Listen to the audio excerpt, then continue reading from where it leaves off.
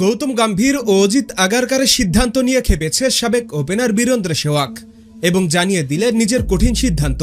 চলুন বিস্তারিত দেখে নেওয়া যাক। আগামী ওয়ানডে বিশ্বকাপের দল নিয়ে নিজের মতামত দিয়েছেন ভারতের সাবেক বিধ্বংসী ওপেনার বীরেন্দ্র সেহবাগ। তিনি বলেছেন, তরুণ বোলারদের চেয়ে দলে প্রয়োজন অভিজ্ঞ ও কার্যকরী পেসারদের।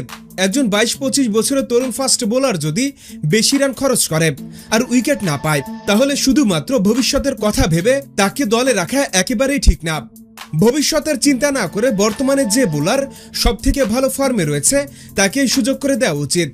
তিনি বলেন, ভারতের প্রধান নির্বাচক অজিত আগারকার নিজে ফাস্ট বোলার ছিলেন। তাই তো আসন্ন বিশ্বকাপ যেহেতু দক্ষিণ আফ্রিকায় অনুষ্ঠিত হতে আছে, তাই সেখানে স্পিনারের চেয়ে পেস বোলারদের ভূমিকা বেশি থাকবে। আর ভুবনেশ্বর কুমার এবারের আইপিএলে 28টি উইকেট শিকার করেছেন। তিনি দুর্দান্ত ছন্দে রয়েছেন। এছাড়া মোহাম্মদ শামি বড় ম্যাচের খেলোয়াড়, আর মোহাম্মদ সিরাজ ইতিমধ্যেই ভারতীয় দলকে অনেক ম্যাচে জয় এনে দিয়েছেন।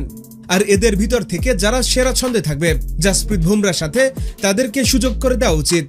অর্থাৎ এখানে স্পষ্টভাবে গম্ভীর ও অজিত আগারকারের বিরোধিতা করেছেন বীরেন্দ্র সেহবাগ।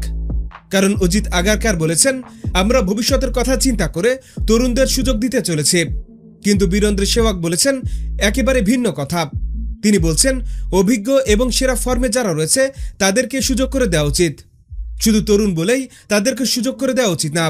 যারা উইকেট পায় না কিন্তু বেশি মার খায়, এর থেকে অভিজ্ঞদের নিয়ে বিশ্বকাপে যাওয়া উচিত।